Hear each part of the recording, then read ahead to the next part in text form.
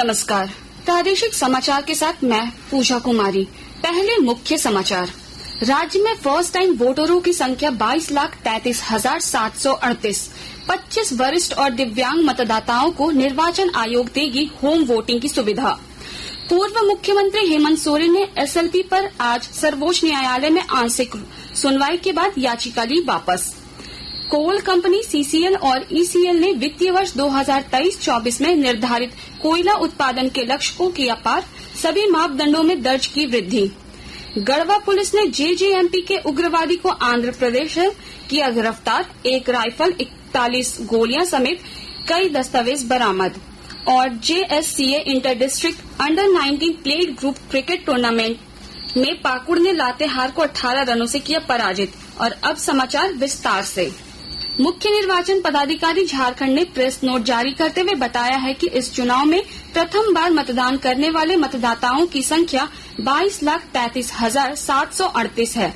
राज्य में संक्षिप्त पुनरीक्षण कार्यक्रम 2024 के दौरान 8 विधानसभा निर्वाचन क्षेत्रों में कुल 95 नए मतदान केंद्रों का गठन किया और कुल 38 मतदान केंद्रों को निकटवर्ती मतदान केंद्र के साथ विलोपित किया गया है। राज्य में कुल मतदान केंद्रों की संख्या 29,521 हो गई है।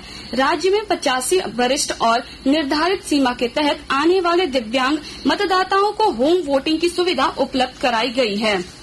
लोकसभा चुनाव के दौरान मतदाताओं को जागरूक करने के उद्देश्य से इलेक्शन मस्कट आई भाई एक रैप सॉन्ग और स्थानीय भाषा में बने एक एल्बम को आज रांची स्थित मुख्य निर्वाचन पदाधिकारी के कार्यालय में जारी किया गया। पत्रकारों को संबोधित करते हुए मुख्य निर्वाचन पदाधिकारी के रवि कुमार ने कहा कि लोकसभा चुनाव के दौरान खासकर युवा मतदाताओं को मतदान के लिए प्रेरित करने के उद्देश्य से आई भाई शुभंकर और स्थानीय भाषाओं में गाने को लॉन्च किया गया है। उन्होंने बताया कि मीडिया जगत समेत 16 अनिवार्य सेवा के सेक्टर से जुड़े मतदाताओं के लिए बैलेट पेपर से मतदान की व्यवस्था की जा रही है। साहिबगंज उपायुक्त हेमंत सती ने कहा कि निर्वाचन कार्यक्रम की जानकारी देते हुए कहा कि साहिबगंज जिला की राजमहल निर्वाचन क्षेत्र में 7वें चरण में चुनाव होंगे। उन्होंने कहा कि इस बार के चुनाव में मतदान काम में लगे प्रतिनियुक्त कर्मियों के लिए पोस्टल बैलेट पेपर की व्यवस्था रहेगी। लोकसभा चुनाव 2024 में सभी मतदान केंद्र आदर्श बनाए जाएंगे। दिव्यांग मतदाताओं को मतदान केंद्र तक लाने हेतु सुगम सुविधा रहेगी। इधर रामगढ़ में भी उपायुक्त ने बैठक कर जिले में 100% मतदान कराने को लेकर मतदाताओं को जागरूक करने का अधिकारियों को निर्देश दिया। वहीं देवघर में सहायक निर्वाची पदाधिकारी ने सेक्टर पुलिस पदाधिकारी के साथ बैठक कर चुनाव की तैयारियों का जायजा लिया। पूर्व मुख्यमंत्री हेमंत सोरेन की एसएलपी स्पेशल लीव पिटीशन पर आज सर्वोच्च न्यायालय में आंशिक सुनवाई हुई। इस दौरान हेमंत सोरेन के वकील ने याचिका वापस लेने का आग्रह किया, जिसे सुप्रीम कोर्ट ने स्वीकार कर लिया। सुप्रीम कोर्ट के जस्टिस सूर्यकांत और जस्टिस केवी विश्वनाथन की खंडपीठ ने हेमंत सोरेन की याचिका पर सुनवाई की। हेमंत सोरेन ने इस साल 23 मार्च से 2 मार्च तक हुए विधानसभा के बजट सत्र में शामिल होने के लिए पीएमएलए कोर्ट और हाईकोर्ट से अनुमति मांगी थी, लेकिन दोनों ही अदालतों ने उन्हें सत्र में शामिल होने की अनुमति प्रदान नहीं की थी। लोहरदगा जिला में मतदान प्रतिशत बढ़ाने के लिए स्वीप कोषांग की ओर से हस्ताक्षर अभियान लोहरदगा रेलवे स्टेशन से चलाया गया। जिला समाज कल्याण पदाधिकारी के नेतृत्व में यात्रियों से इस बार लोकसभा आम चुनाव में बढ़ चढ़कर अपनी भागीदारी सुनिश्चित करने और 13 मई 2024 को आवश्यक रूप से अपना मतदान करने की अपील की गई। लोहरदगा जिला में इस वर्ष 90% से अधिक मतदान करने का लक्ष्य रखा गया है। आकाशवाणी के ताजा तरीन समाचारों के लिए आप हमारी वेबसाइट newsonair.gov.in पर लॉग ऑन कर सकते हैं। ताजा समाचार X handle @AIR news alerts और Facebook page All India Radio news पर भी उपलब्ध है। आप प्रादेशिक समाचार एकांश के X handle @AIR news Ranchi और फेसबुक, इंस्टाग्राम पेज तथा YouTube channel AIR news Ranchi पर भी हमारे बुलेटिन सुन सकते हैं। प्रादेशिक समाचार आप आकाशवाणी रांची से सुन रहे हैं। सीसीएल ने वित्तीय वर्ष 2023-24 में सभी मापदंडों के दोहरे अंकों की वृद्धि दर्ज की है। बिजली संयंत्रों की सीसीएल ने 67 मिलियन टन प्रेषण के वार्षिक लक्ष्य को पार करते हुए 69 मिलियन टन तक पहुंच गया। कोयला मंत्रालय भारत सरकार के भविष्यवादी दृष्टिकोण से प्रेरित कंपनी ने राष्ट्र की ऊर्जा आवश्यकता को पूरा किया। सीसीएल के सीएमडी ने कहा कि कंपनी खनन कर राष्ट्र की ऊर्जा मांगों को पूरा करने के लिए प्रतिबद्ध है। उन्होंने कहा कि कोयला उत्पादन की गति को बनाए रखने के लिए कर्मियों को उत्पादन बढ़ाने के लिए प्रेरित किया। कोयला उत्पादन में वृद्धि की प्रवृत्ति को बनाए रखने के लिए खनन क्षेत्रों में प्रत्येक मंगलवार और शुक्रवार को उत्पादन दिवस के रूप में मनाया जाता है। देवघर जिला प्रशासन मतदाता जागरूकता को लेकर आज जलसार पार्क में सैकड़ों की संख्या में विभिन्न स्कूलों के बच्चों के लिए पेंटिंग और पोस्टर मेकिंग प्रतियोगिता का आयोजन किया। मौके पर देवघर उपायुक्त विशाल सागर ने कहा कि अधिक से अधिक संख्या में लोगों को इलेक्ट्रोल में जोड़ने और ज्यादा से ज्यादा लोग मतदान करें, इसको लेकर जागरूकता कार्यक्रम चलाया जा रहा है। इसके अलावा लोगों को ईवीएम की जानकारी भी दी जा रही है।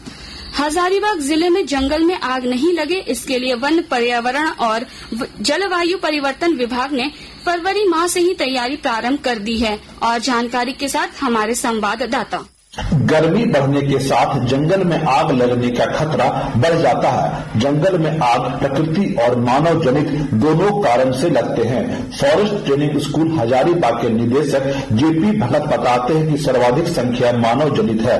अप्रैल महीने में महुआ के फूल गिरते हैं। फूल को चुनने के लिए लोग पेड़ के नीचे पत्तों में आग लगा देते हैं। इसी से जंगल में सर्वाधिक आग लगने की घटनाएं होती है। ग्रामीण वन समिति, स्थानीय जनप्रतिनिधि आग लगाने की बजाय झाड़ लगाकर पत्तों को साफ करने की हिदायत भी देते हैं, लेकिन इसके बावजूद जंगल में आग लगने की वारदातों में बढ़ोतरी हुई है। जंगल में आग नहीं लगे, इसके लिए वन, पर्यावरण और जलवायु परिवर्तन विभाग ने फरवरी माह में ही तैयारी प्रारंभ कर दिया है। गौरव प्रकाश, आकाशवाणी समाचार, हजारीबाग।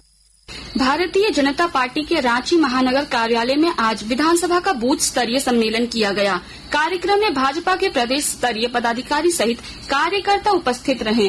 कार्यक्रम का उद्देश्य भारतीय जनता पार्टी के द्वारा राज्य के सभी 81 विधानसभा क्षेत्र में प्रवास कार्यक्रम और बूथ सम्मेलन कार्यकर्ताओं में उत्साह भरने और भारतीय जनता पार्टी के पक्ष में पड़ने वाले वोट में 10% का इजाफा करना है। कार्यक्रम में उपस्थित पूर्व सांसद अजय मारू ने कहा कि भारतीय जनता पार्टी की तरफ से लगातार लोकसभा चुनाव के प्रचार के दौरान चलता रहेगा। गढ़वा पुलिस और सीआरपीएफ बटालियन की बड़ी कामयाबी मिली है। पुलिस ने जेजेएमपी के सक्रिय सदस्य और ढेंगुरा जंगल में पुलिस के साथ हुई मुठभेड़ का आरोपी राहुल केसरी को आंध्र प्रदेश के भीमावरम से गिरफ्तार किया है। राहुल की निशानदेही पर सीआरपीएफ और जिला बल के जवानों ने एक इंसास राइफल, 41 राउंड गोली और 4 मैगजीन बरामद किए हैं। जमशेदपुर जिला निर्वाचन पदाधिकारी अनन्य मित्तल ने बताया कि 85 वर्ष से अधिक के मतदाता और 40% से अधिक के दिव्यांग लोगों के लिए घर बैठे मतदान करने की सुविधा उपलब्ध कराई है। इन सभी मतदाताओं को फॉर्म 12D भरना होगा। इसके बाद पोस्टल बैलेट के माध्यम से अपने मत का इस्तेमाल कर सकेंगे। गुमला में खेले जा रहे JSCA अंतर जिला अंडर-19 क्रिकेट टूर्नामेंट में आज खेले गए रोमांचक मुकाबले में पाकुड़ ने लातेहार को 18 रनों से पराजित किया। जिला मुख्यालय स्थित शहीद ईदगाह खड़िया स्टेडियम में चल रहे अंतर जिला क्रिकेट मुकाबले में पाकुड़ की टीम ने टॉस जीतकर पहले बल्लेबाजी करते पूरी 152 रन बनाए। वहीं लक्ष्य का पीछा करने उतरी लातेहार की पूरी टीम 134 रनों पर सिमट गयी। शेफाली बी शरण ने कल मनीष देसाई की सेवानिवृत्ति के बाद आज पत्र सूचना कार्यालय के प्रधान महानिदेशक का पदभार ग्रहण कर लिया है। सुश्री शरण भारतीय सूचना सेवा के 1990 बैच की अधिकारी हैं। वह भारत निर्वाचन आयोग की प्रवर्तक के रूप में भी काम कर चुकी हैं। अंत में मुख्य समाचार एक बार फिर। राज्य में फर्स्ट टाइम वोटरों की संख्या 22,33,738। 25 वरिष्ठ और दिव्यांग मतदाताओं को निर्वाचन आयोग देगी होम वोटिंग की सुविधा। पूर्व मुख्यमंत्री हेमंत सोरेन ने SLP पर आज सर्वोच्च न्यायालय में आंशिक सुनवाई के बाद याचिका ली वापस। कोल कंपनी CCL और ECL ने वित्तीय वर्ष 2023-24 में निर्धारित कोयला उत्पादन के लक्ष्य को किया पार। सभी मापदंडों में दर्ज की वृद्धि। गढ़वा पुलिस ने JJMP के उग्रवादी को आंध्र प्रदेश से किया गिरफ्तार। 1 राइफल, 41 गोलियां समेत कई दस्तावेज बरामद। और JSCA inter district under-19 plate group cricket tournament में पाकुड़ ने लातेहार को 18 रनों से किया पराजित। इसके साथ ही आकाशवाणी रांची से प्रादेशिक समाचार का ये बुलेटिन समाप्त हुआ। नमस्कार।